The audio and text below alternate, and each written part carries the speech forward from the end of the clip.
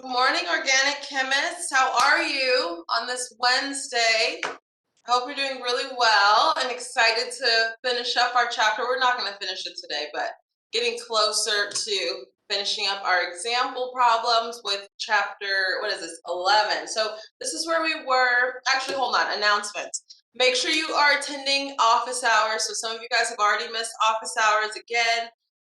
Make sure you are not just attending, but participating for those participation points. So attendance is 1 point, participating is a 2nd point. So unmute yourself. When I ask a question, answer it. Ask a question yourself. These are ways to participate. And then also make sure on here that your name is written correctly, because I will be removing participation points from people who aren't following directions.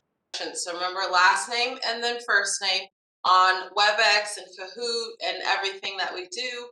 That'll just make it easier for me to do attendance and things like that. So anyway, we're working on this problem here.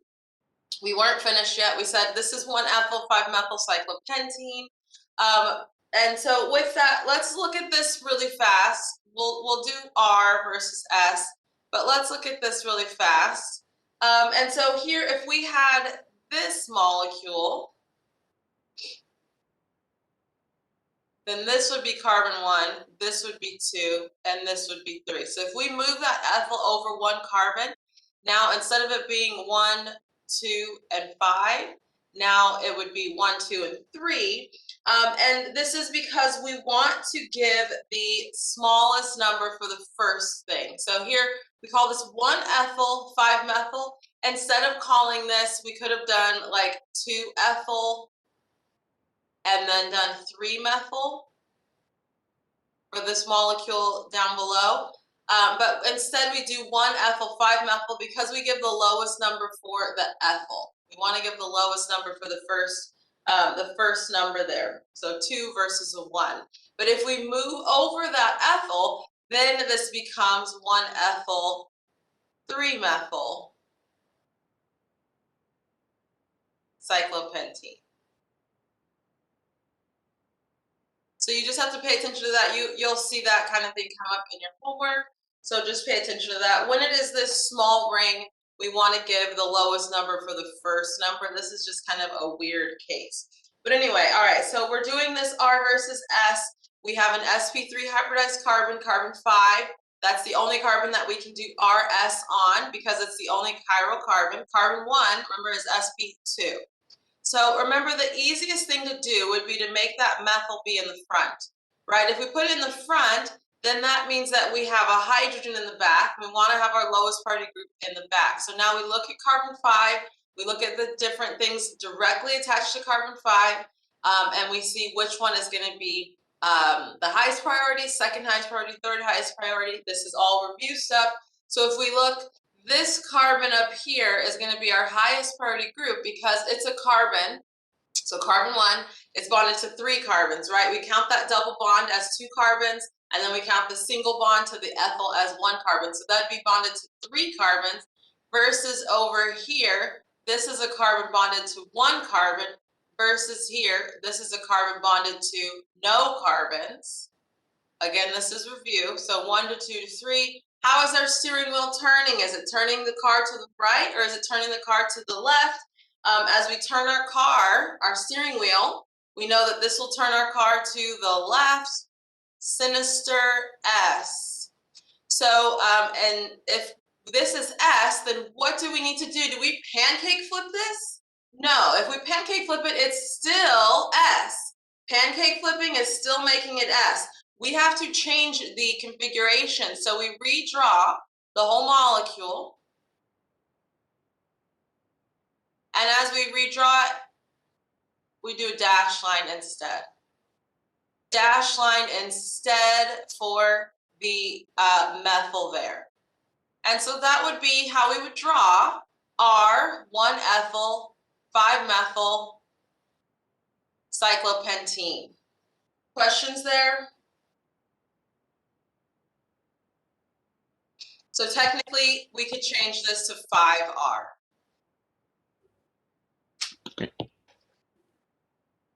Questions? Wait, why is it that why do we draw a dash line? How does that make it R? Because with the wedge, it's S.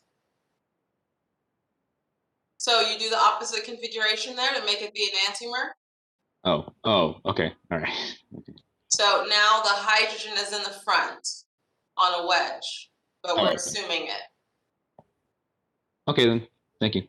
So this is from chapter 5. Other questions? Yeah, Professor. We did not specify the stereochemistry for the ethyl, right? We can't specify the stereochemistry for the ethyl.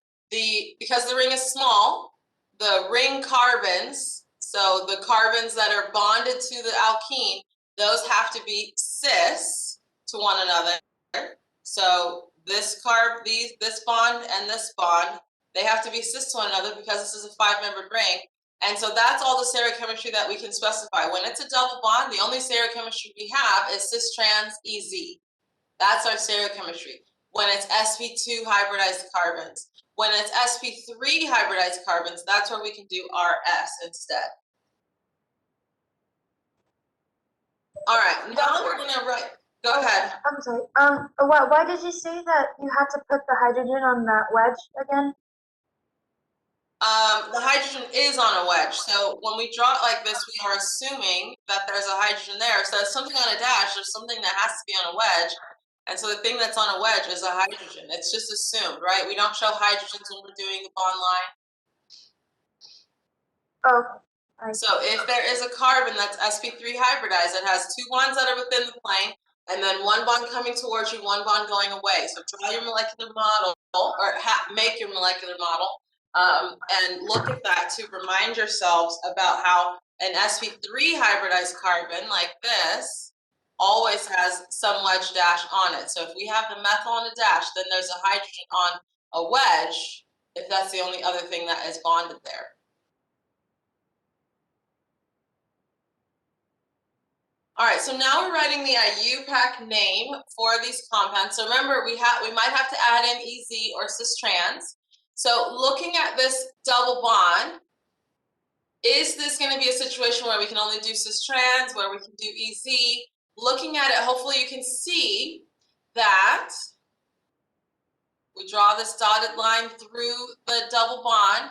And so for this is 1,2 disubstituted. So we can do cis trans or we can do EZ.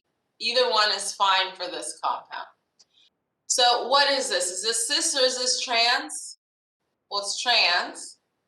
What is this? Is this E or is this Z? Remember, Z, same side, so it's E. So we could put either of those, but they would have to be in the very beginning of the name. Now remember, when we are numbering this, we want to number it to get to the alkene as quickly as possible. So as we number this, 1, 2, 3 to get to the alkene, and then 4, 5. It doesn't matter which direction, 6, 7. So we have a 7-carbon chain. On carbon 5, we have an ethyl. So the name for this then can be trans 5-ethyl -3 heptene. Or, you could have written hept3ene. So I'll write it the other way with the E. But for the ending, there are 2 different ways we can do it. But I'll do it the opposite way with E in front, 5-ethyl hept -3 -ene. So you could put trans or you could put E, because this is 1,2 disubstituted for this alkene.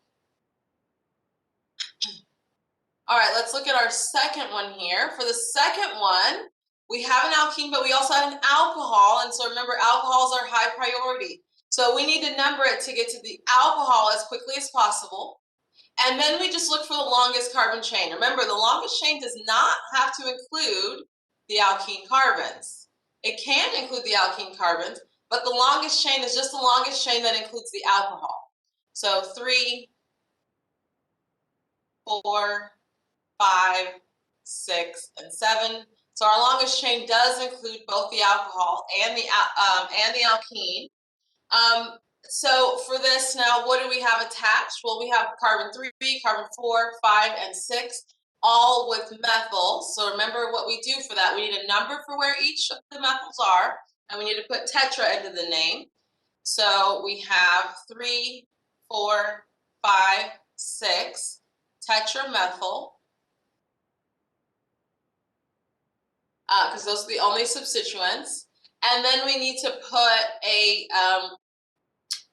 so we have a 7-carbon chain again, so we can put hept.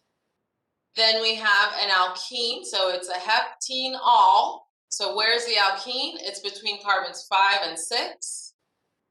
And then where's the alcohol? It's on carbon 2. So a question, do we need to put anything in the front of this name? So what kind of an alkene do we have? We have a tetrasubstituted alkene. So what do we say for tetrasubstituted? We can do EZ. So let's look at this. So looking at each carbon, so look at carbon 5, we have a methyl versus this whole thing. Obviously this whole thing wins on carbon 5. But if we look at carbon 6, it's a methyl versus a methyl. There's no winner. And so if there's no winner here, then there's no EZ possible. So we cannot put EZ here because there's no winner. Even though it's tetrasubstituted, there's no winner on carbon 6.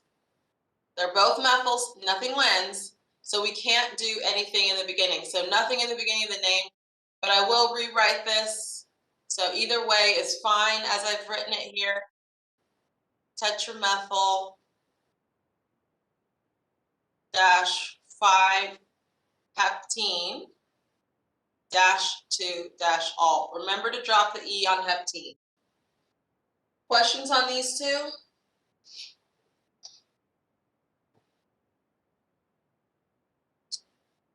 All right, remember that you should be doing these learning checks ahead of time and then checking your work as I do it. That helps you to not have to scribble so furiously as I'm going through stuff. So make sure you do them ahead of time. But any questions? All right, let's do the next two. So these are the other two that were on this slide. So again, we have an alcohol. Again, we have an alkene. Again, we're numbering it to get to the alcohol as quickly as possible. So now, at carbon 4, what's our longest carbon chain, our longest continuous chain there? If we go through the alkene, 4, 5, 6, 7. If we don't go through the alkene, we have 5, 6, 7, 8. So that is the correct numbering, where now this, 1, 2, 3, that's a substituent. So here we can see carbon 3, carbon 3, carbon 6, we have these methyls. Remember, if it is a trimethyl, remember that you need a number for where each of those methyls are. So you can't just say 3, 6, right? It has to be 3, 3, 6. You need a number for where each of those methyls are located. We also have 6 bromo. Which one comes first alphabetically? B comes first alphabetically before M, B before M for the alphabet, so bromo will come first. Now, looking at our alkene here, can we do cis-trans? No, we can't do cis-trans because this is tri-substituted. We cannot do cis-trans. But as it is tri-substituted, we could do EZ. So let's look at this and see what is our high priority group on carbon 4 here. So we go 1 carbon out. Don't go all the way down and say, oh, there's a bromine here. Oh, there's an alcohol here. 1 atom at a time, right? That's what we did before, 1 atom at a time. So we look at carbon 3. What's on carbon 3 versus what's on carbon 5? Carbon 3 has 3 carbons attached to it. Carbon 5 has 1 carbon attached to it. So which one is higher priority? This whole group is higher priority. It doesn't matter if there's an alcohol. It doesn't matter if there's a bromine. 1 atom out at a time. That's what's on carbon 4. There's our winner there. On carbon 1, right here, we have a hydrogen versus an ethyl. We know that obviously the hydrogen will lose. And so here are our 2 high priority groups. Where are they with respect to the double bond? Are they on the same side? No. They're on opposite sides, so this is E. So if we put everything together, we still have to name one more thing, this substituent. So with this substituent on carbon 4, we know it is a propyl, right? It has 3 carbons, it's a propyl. But there's a double bond. So is it propenyl? No, the double bond would have to be between 1 and 2, and 2 and 3. This isn't propenyl, this is propylidene. So remember, IDENE, because the double bond is between carbon 1 and one of the carbons of the longest carbon chain. The double bond is between carbon 1 and one of the carbons of the longest carbon chain, so this is a propylidene. So for our propylidene now, we're looking at P versus M versus B. So alphabetical order now, obviously bromo comes first. So what's the full name here? Well, the full name, we can just write E, or we can write 4E. Either one is fine. Again, we're going to add more double bonds, so I'm going to just write 4E so that you get used to seeing that, where you know that that means the double bond that's attached to carbon 4 has the E configuration. And then we have 6-bromo, alphabetical order, MNOP, so then M comes first, 3,3,6, trimethyl, 4, propylidene. Remember when you go down to the next line, you put a dash.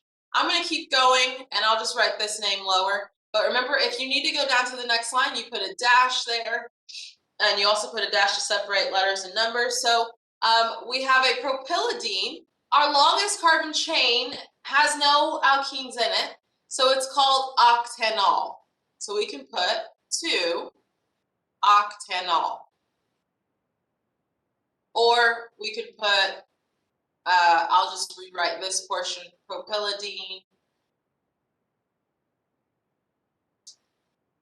octan -2 all. Either one is fine there.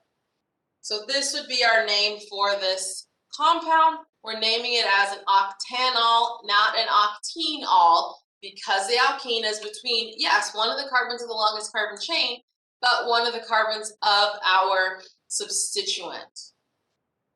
All right, let's move on to our last one here. We want to get to the alkene as quickly as possible if it's part of the longest carbon chain.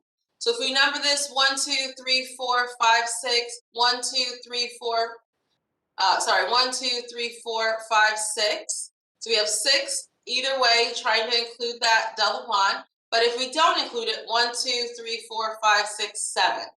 7 carbons is our longest carbon chain. The longest chain does not have to include the alcohol, but if it does, we want to get to the alcohol as quickly as possible. I'm sorry, it doesn't include the alkene, but if it does, we want to get to the alkene as quickly as possible. So now it doesn't include the alkene, so now we just want to get to a substituent as quickly as possible, our rules from last semester.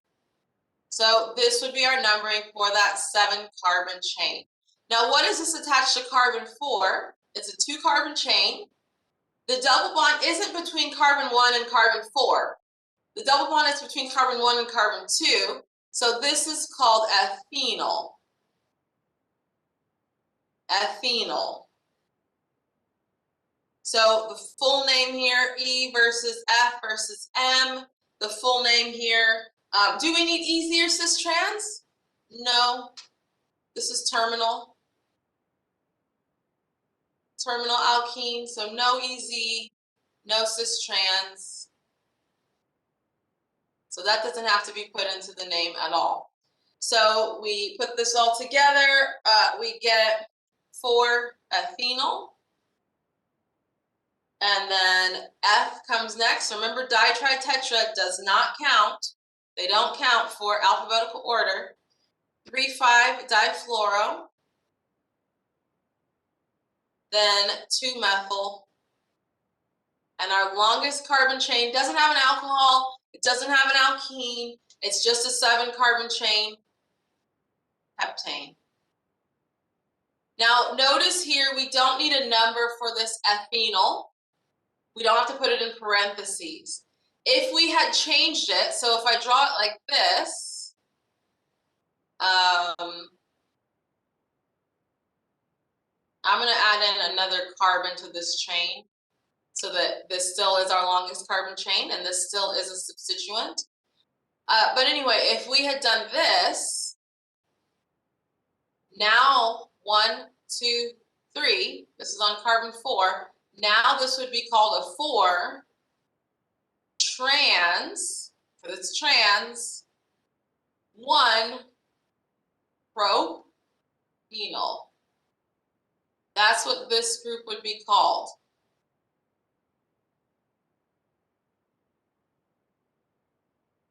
So we need to put the substituent name in parentheses there. We'd have to put trans into the name.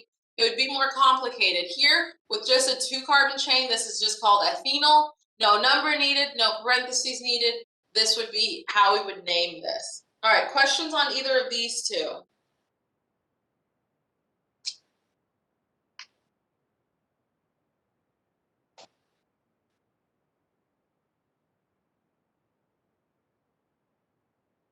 All right. Just for clarification, sorry. Go ahead. The double bond on the ethene was connected to the 4th carbon. It would be ethylidene. Correct. Okay, thank you.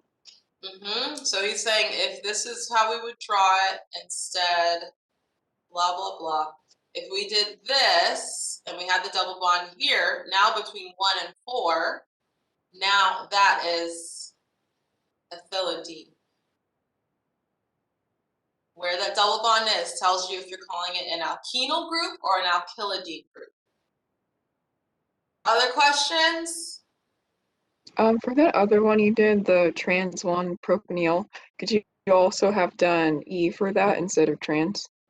Yeah, you could have. It just is kind of weird because technically when we do E, we have to do parentheses, so it would kind of look like this. So technically you need to have the parentheses. If you didn't have the parentheses and you just put it in these larger parentheses, that would be okay. But yeah, you could do E there as well. All right. Here we want to predict which of these is more polar. So this is the kind of thing that would be multiple choice on the exam, right? A versus B, which one is more polar? So how do we decide about polarity? Remember, for polarity, we're looking for this polar bond, partial positive, partial negative, in this polar bond. We need a dipole. So we know that when we have sp2 hybridized carbons, they are electron withdrawing groups. So that means that they are pulling electron density through the bond toward themselves. So the alkene carbons are making this methyl attached have a partial positive because the carbon of the double bond is pulling electron density away from it. Same thing here. This has a partial positive because electron density is being pulled toward that carbon. And so both of these are pulling in the same direction. And so overall, we get this net dipole. Right? When this is a cis alkene, we get a net dipole. And so this whole thing is a polar molecule. Because there is a net dipole, there's a region where there's a partial positive, there's a region where there's a partial negative. So overall, we get this net dipole for the whole molecule. Now, the same exact thing is happening here. We're pulling electron density toward our sp2 hybridized carbons. But because this is trans and these two dipole arrows are pointed toward each other, now there is no net dipole. So this is a non-polar molecule. So really all you have to do is look at this and say, okay, this is cis. So more polar molecule is this cis alkene. Because it has a net dipole. Questions there? First, can we just assume that like a cis molecule will like most likely be polar? Yeah. Thank you. It's a trans that will cancel out any dipole that you have there. Wait, so So dipoles are determined if they're like a sp2 molecule, sp2 carbon. Or something? No, we talked about dipoles before. Right. So you can have dipoles with just anything that is an electron withdrawing group, pulling electron density away from something else. So here, because they are sp2 hybridized carbons versus sp3, more s character is pulling away electron density from the thing with less s character. So the sp2 hybridized carbons are pulling away electron density from the sp3. Okay. All right, which of these is most stable? So again, this would be an ABC. Look at them and figure out which one's most stable. So what's the difference between them? They're all alkenes. What's the difference? Well, this one is 1,2 disubstituted. And with it being 1,2 disubstituted, is it cis or is it trans? Cis. Both of the non-hydrogen groups are on the same side. This one is mono substituted, right? There's only one non-hydrogen group on that alkene. And this one is also 1,2 disubstituted, but with it being 1,2 disubstituted, this one is trans. So what is going to be most stable? Is it stable to have alkyl groups or to not have alkyl groups? Is it stable to be more substituted? Yeah, more substituted is more stable. So the mono substituted is going to be our least stable. You want to have more alkyl groups there based on hyperconjugation, donating in electron density. So more alkyl groups, the better. So this is our least stable. So now between cis and trans, which one is more stable? Well, remember with cis, we have sterics. And so because we have steric hindrance, that's going to make this, the trans, more stable. Or here I can say most stable of the three. Least steric hindrance, most substituted.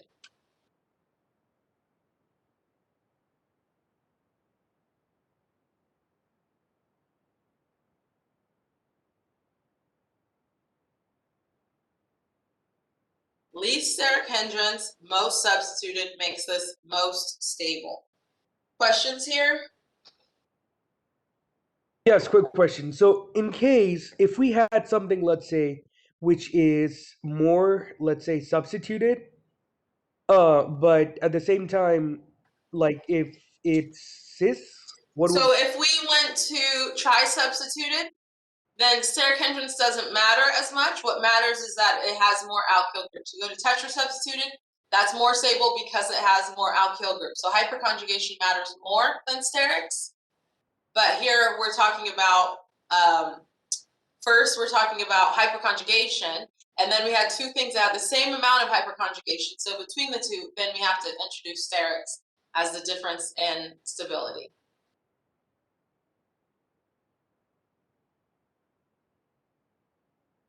All right, now we're to our reactions. So we went through a lot of reactions here, but a lot of them were review reactions. This is one that is new though. So remember, this is our hydrogenation reaction. And so for the hydrogenation, we need a catalyst. So here we have platinum as our catalyst. But for the reaction, anything that is a double bond, as many double bonds as you have, all those double bonds get turned into single bonds. So if I gave you something that had a bunch of double bonds in it, you can just hydrogenate all the double bonds, assuming that I give you enough molar equivalents. The hydrogen gas, remember it's a gas, so I'm just pumping in this gas. And so as I pump in this gas, it's just going to hydrogenate. We're going to add hydrogen to any of the carbons. So here we have one carbon on each of these that has a double bond. And so they're going to end up being CH2s. So here, 1, 2, 3, 4, 5, 6, 7. 1, 2, 3, 4, 5, 6, 7. And then I have that ethyl. I just draw it with now all single bonds. So really just redrawing the same molecule without a double bond. But notice now this is a CH2. This is also a CH2. Instead of them being carbon 3 and carbon 4 being CHs. Now look at this. Is this the cutest way of drawing it? No, it's not. Let's draw it cuter, right? 1, 2, 3, 4, 5, 6, 7. 1, 2, 3, 4, 5, 6, 7. On carbon 5, 1, 2, 3, 4, 5, we have an ethyl. That would be cuter, and I might give you extra credit for going the extra mile there and making this super cute. Drawing the longest carbon chain on the horizon, on the horizontal there, that's going to be what we do to make things look really nice. Remember, if it's a valley, draw it straight down. If it's a peak, draw it straight up for the substituents. Questions here? So the non-cute way is also fine. It's fine. It's fine. That'll get you points, but like when I see cute things, then I'm like, Good oh, point. let's add Yeah. in some extra credit. Not sure. I'm gonna be cute. Yeah, be cute. Why would you want to be ugly? Be cute. All right, here's our next reaction. So what did I bring back? I brought back a table that we saw back in 351, right? We use this table a lot. Oops. We use this table a lot, and so this is coming up again because we're talking about the exact same reactions, right? We're still talking about SN1, SN2, E1, E2. We're still talking about that now. With respect to now, when can we make an alkene? Remember, the alkenes are made with E1 and E2. The elimination reactions make the alkene. So looking at our starting material, what kind of starting material do we have here? Well, remember, this carbon has a partial positive. This has a partial negative, our bromine here. I'll number this 1, 2, 3, 4. So what kind of a haloalkane is this? This is primary, but is it unhindered or branched? Remember, branch means that there's something right beside it. So on carbon 2, is there a branch? Is there a branch on carbon 2? No. So this would be primary unhindered. So now we have NaOET, ETOH. That's another way to write what's written here. So what is sodium ethoxide? Sodium ethoxide, what is it? How would we classify that? Poor nucleophile, good nucleophile? It's a good nucleophile, right? We know that we have Na with a positive charge, and we have oxygen with a negative charge. And we said whenever we have these atoms with a negative charge, they're good nucleophiles. But we also said oxygen and nitrogen with a negative charge, those are strong bases. Oxygen and nitrogen with a negative charge are strong bases. So this is a strong base and a good nucleophile. So as a strong base, is it hindered or unhindered? Remember, we said sodium ethoxide falls into this category. So it's a strong, unhindered base, good nucleophile. It's both those things. It's a strong base and a good nucleophile. What happens with primary unhindered? We're going to do the SN2 reaction. So what is the SN2? Remember those arrows from here? Let me erase this partial positive. Let me move that so that I have space to get in there. So here, partial positive, I'll write it down there. So here, from that lone pair to carbon 1. Remember, the arrow doesn't start at the negative charge. The arrow starts at a lone pair or a bond. Arrows begin at a lone pair or in the middle of a bond. So starting from the lone pair, always add in your lone pairs. And then the SN2 ends with from the middle of this bond to the bromine. And so what are we getting there? Well, we're going to make a bond between carbon 1. So we still have 4, 3, 2, 1. Carbon 1 is now making a bond to oxygen. And now what's attached to oxygen? I'll call this 5, I'll call this 6. I'm going to continue that zigzag pattern. We continue the zigzag pattern at oxygen. And so this is 5 and this is 6. So what functional group have I formed here? I formed an ether. And so I've really done the Williamson ether synthesis. Hopefully you've watched the chapter 9 videos if you didn't already learn about this, but this is an SN2 reaction specifically called the Williamson ether synthesis. This is from the end of chapter 9. So we have a primary unhindered substrate. We do this SN2 reaction. Questions here? All right, so same exact substrate, 4, 3, 2, 1, primary, unhindered. Now we've changed it. So this is NaOTBU, lowercase t. and this is lowercase t, capital B-U-O-H. What is this? Again, sodium.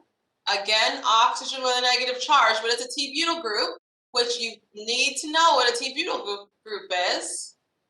This carbon with 3 methyls on it. So how would we classify this? Is this a good nucleophile, poor nucleophile, good nucleophile? Is it a strong base? Strong base, not a weak base, right? Oxygen with a negative charge. But is it hindered or unhindered? It's a strong base, but it is hindered. It's bulky. And so what kind of reaction do we expect to do here? Well, we have an unhindered substrate, primary unhindered substrate, and we have a hindered nucleophile. So we're going to do the E2 reaction. So what is the E2 reaction? Remember, we look at the carbon that has the partial positive, and we go 1 carbon away in all directions. There's only one direction. The only direction is to carbon 2. What's attached to carbon 2? Well, carbon 2 has 2 hydrogens on it. I'll draw in one of those. This is acidic.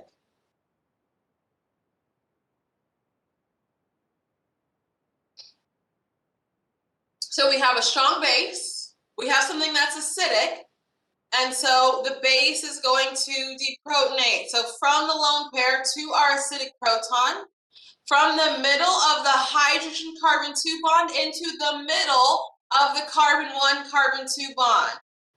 From the middle of the carbon-bromine bond to bromine. This is E2. It's concerted just like SN2. And so what are we going to get here? Well, look at the arrows that we've drawn. We are going to be making, one thing that we're going to make is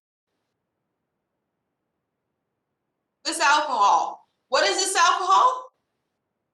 This. We ran the reaction in the same alcohol that we were going to produce, right? Our oxygen went and picked up a proton, and so it made this T-butanol, which is the same alcohol that we use as a solvent. We make it as a product, and we're using it as a solvent. What's the other thing that we're going to make here?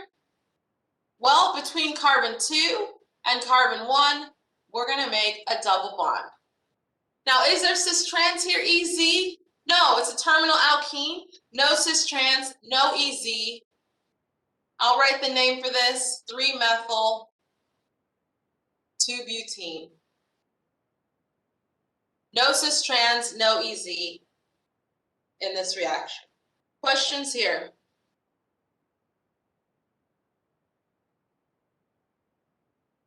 All right, so we did an E2, we did an SN2 with the exact same substrate, just depending on the kind of base that we use. Yes? Before you said we were going to do the E2, but in the beginning we also made Williamson ether synthesis. So Well, we can do, depending on what it is. So, right, we did an SN2, we did the Williamson ether synthesis on the previous slide because we were using an unhindered base, but now we're using a hindered base, so the E2 is what we do. So which one am I, like, if this was a question, which one would we be doing? It depends on the base. These are 2 different slides, right? This is unhindered, and so unhindered, you're going to do the SN2 reaction. But if you switch to something that is hindered, now you're going to do the E2 reaction. Oh, okay, that makes sense. Okay, got you. Thank you. All right, so now we're back to NaOET, right? This is an ethyl, capital E, lowercase t, that's how we abbreviate it. And we have ethanol here. What do we already know? We already know sodium does nothing other than acts as a counter ion. And we know that we're dealing with a strong base that is unhindered. So now let's look at our substrate. Our substrate here, carbon 1, carbon 2, carbon 3, carbon 4, partial positive here, partial negative here, iodide on there. What do we have here? Secondary.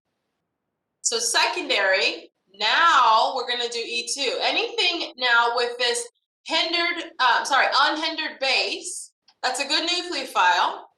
If we get any kind of steric hindrance in our substrate, remember that's going to now prefer to do the elimination rather than the substitution. And so here, we're going to do this substitution reaction. So what does this prefer to do? We have an unhindered base. We have two choices here, right? On carbon 1, we have a hydrogen. So that's one carbon away from our carbon that has a partial positive. We do have a hydrogen. We have 3 there, but we have 1 hydrogen at least.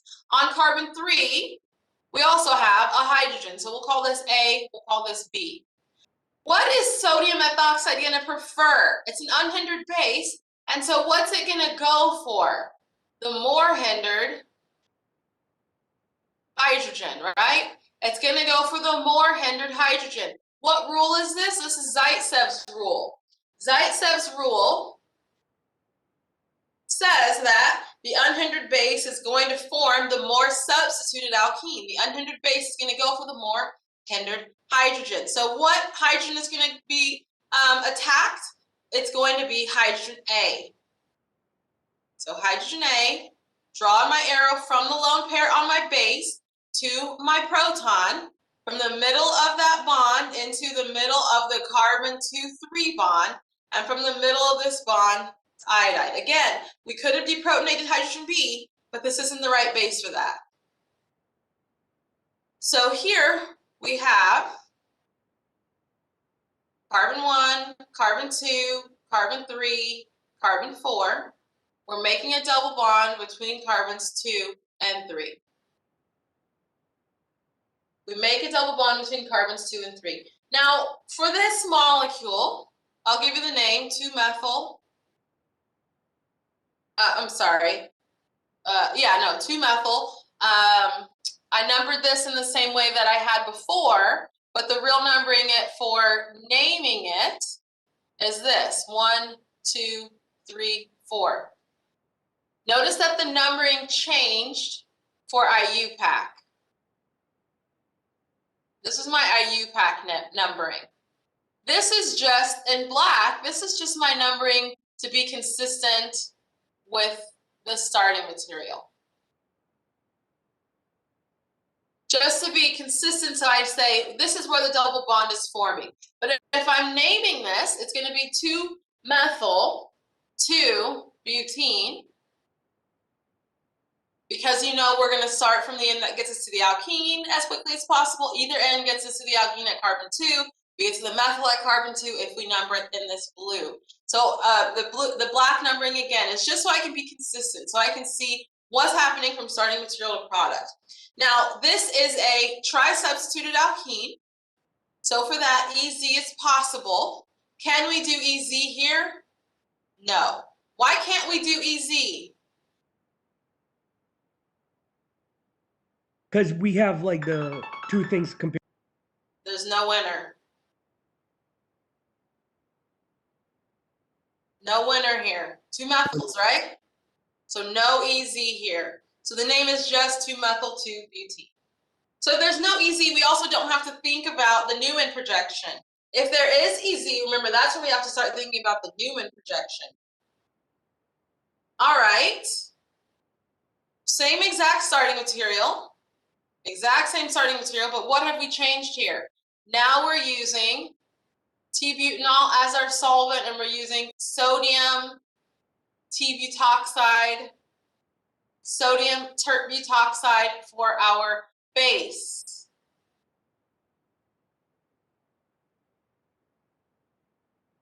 What do we know about this? Well, we know it's a strong base and it's hindered. We know we have a secondary substrate, so exact same starting material as before. Again, we're going to do the E2, but now we have a hindered base.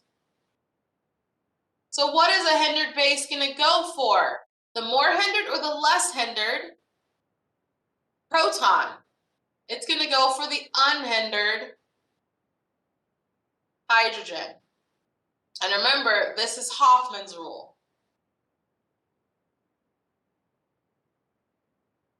So if we are looking at this, we said this is hydrogen A, this is hydrogen B. Which one are we going to deprotonate now? Well, if we have a bulky base, we go for hydrogen B. Move this double bond in here.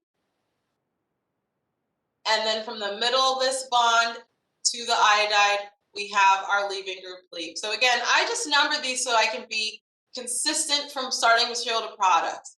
It's not necessarily numbering it for naming it. It might be the same, but it's numbering it just for consistency. So now, where do I have a double bond? I have a double bond between what I've called, arbitrarily, carbon 1 and carbon 2. Is this the right numbering for Iupac? Yeah, it's also the right numbering for Iupac. And so here, the name for this is 3-methyl 1-butene. Now, what kind of a double bond do I have here? Mono substituted, so no cis trans, no EZ. None of that's possible when it is mono substituted. So is this stable, what I've drawn here? No. This is the less stable product compared to this. This is the more stable product. So between the past two slides, the more stable product obviously is a tri-substituted alkene versus here the mono-substituted alkene. That is our less stable product. So we can make the less stable product. Why? Because it has the lower energy transition state here. Higher energy product, but it has a lower energy transition state. So think back to those slides on Hoffman's rule. Questions there?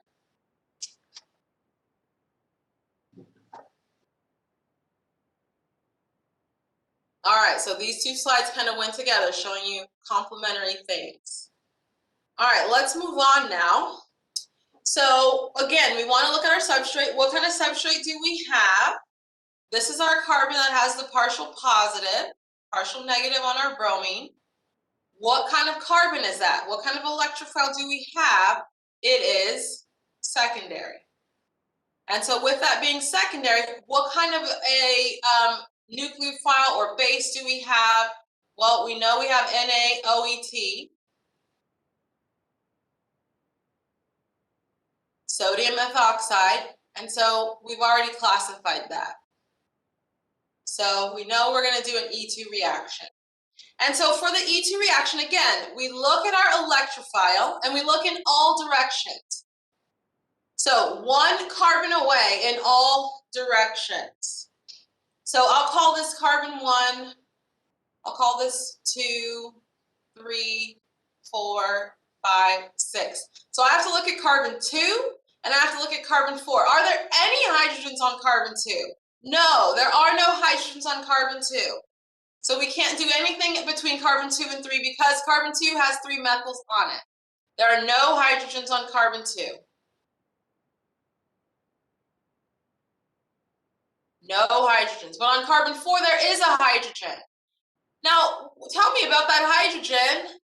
Is it just drawn within the plane? No. Because we're showing a methyl on a dash line, we know that our hydrogen here has to be on a wedge. So the hydrogen there, and it's coming toward us because there's a methyl going away from us. So this is the hydrogen that is acidic. We only have one acidic hydrogen here because there's no hydrogen on carbon 2.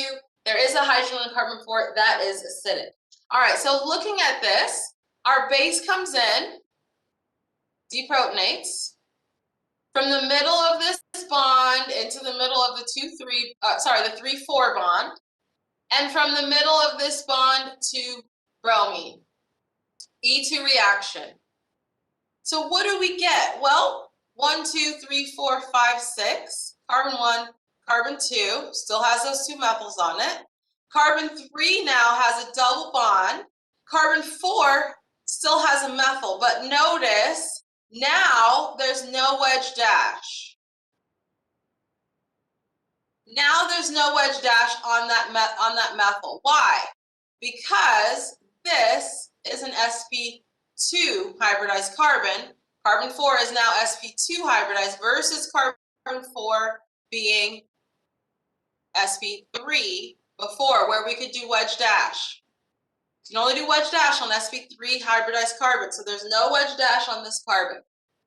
All right, so carbon 4 has a methyl, but now it's within the plane, and then we have carbon 5, carbon 6. Now tell me about this. What kind of an alkene do we have here? We have a tri-substituted alkene. Is there a winner on carbon 3? Yeah. Is there a winner on carbon 4? Yeah. So EZ is possible. So if EZ is possible, we have two choices here. We could make this, or we could make this. 1, 2, 3, 4, 5, 6. We have either of these products here. Let me circle it so we can see what the winner is. On carbon 3, the T-butyl group would be the winner. On carbon 4, the ethyl would be the winner. And so what is this? Is this E or is this Z? This one is Z, and this one is E. We have to see which product is formed. We have a choice. Are we going to form the Z or are we going to form the E?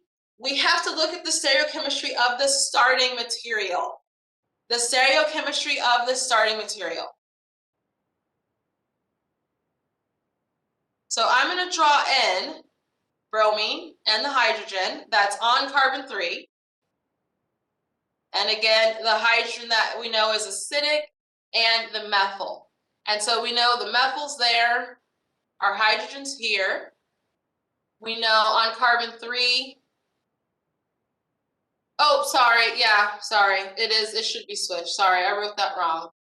I said Z same side and then I wrote Z, because I was saying Z same side.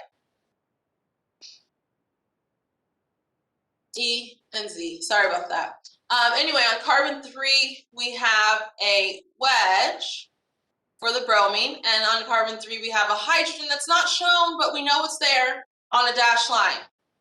If something's on a wedge, something else has to be on a dash, always. And so if there's nothing shown, it is a hydrogen. All right, so here we're looking at the carbons that are going to be making a bond. We're going to look at carbon 3 and we're going to look through carbon 3 to carbon 4. We have to draw a Newman projection, so we're going to look at carbon 3, look through it to carbon 4, because that's where the double bond is forming. The double bond is forming between 3 and 4. So that's what we want to look at, the C3-C4 bond. So what is on carbon 3? Now look at this.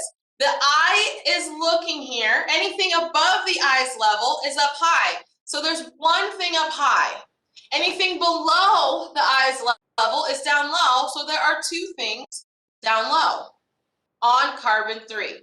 That's in the front. And as we look through, we have two things up high in the back, a methyl and an acidic proton, and we have one thing down low. So what's up high here? As I said, it's that T-butyl group. So it's a carbon, and then it has those 3 methyls on it. That's what's up high on the front. Carbon 2 is this carbon with these 3 methyls on it. So this is carbon 2. What is down low? Well, we have a hydrogen and we have a bromine. As we're looking at it, what's over to the left? Will it be the hydrogen? What's over to the right? The bromine. Now this hydrogen isn't the acidic proton, right? The acidic proton has to be 1 carbon away. Now we look through carbon 3 to carbon 4. What has to be on the left at the top? It's that methyl. And what's on the right? It's the hydrogen that is acidic. What's down below? Well, carbon 5 and 6, which is an ethyl. It's fine for you to abbreviate that. Or you can write CH2, CH3. All right, so what is our rule here? We need to have the acidic proton and the leaving group anti to one another. In order for our E2 to happen, we have to have the acidic proton and the leaving group anti to one another. They are not anti to one another, so we need to rotate. So we rotate our bromine. We can put our bromine here. As we are doing that, you can see that we're rotating in this direction. And so as we rotate around, everything else moves around. So then hydrogen ends up here, and our T-butyl group ends up over here. We have to do the same thing with our acidic proton. And so for our acidic proton now, I'm going to rotate that down here. And so as I do that, methyl ends up here, ethyl ends up here.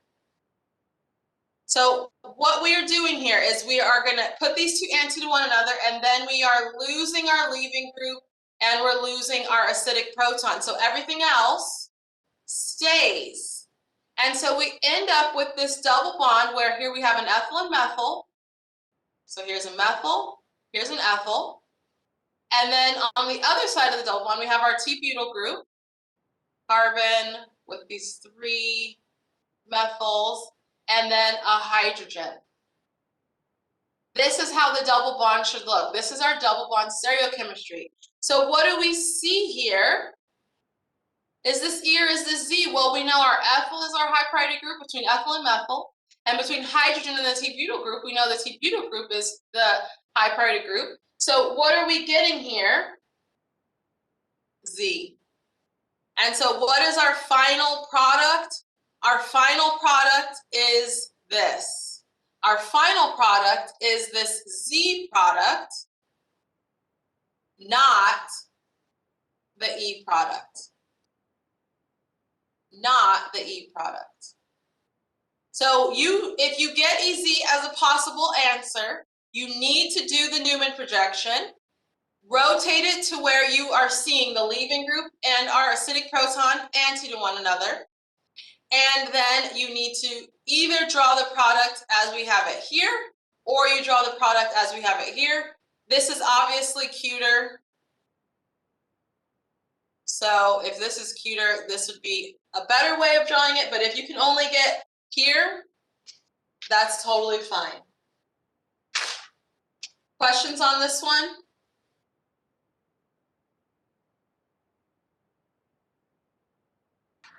I had a question really quick. Can you just clarify why you need to like figure out whether it's E or Z? Because each of them are possible. If we have cis or trans, trans is the product. You're always going to draw the product trans. But if you have EZ, then the stereochemistry of the starting material will dictate if you have E or Z form. So if we change the stereochemistry that's happening at carbon 3, carbon 4, then we can make the E. So go back to those slides. So I showed you that the 2 enantiomers, so if we drew the enantiomer of this, it would also give Z. But if we drew the diastereomer, so if we change either 3 or 4, that's where we would make the other thing, which would be the E product. So if we change the stereochemistry that of the starting material, that changes the stereochemistry of the product. But remember we said the enantiomers give the same product, diastereomers will give the 2 different stereochemistry for the product, E or Z.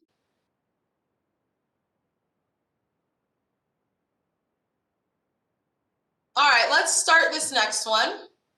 So what do we have over the arrow? We don't have a base now. Now we have acid, right? H2SO4. So it's a strong acid. Is it a nucleophilic acid? No, it's a non-nucleophilic.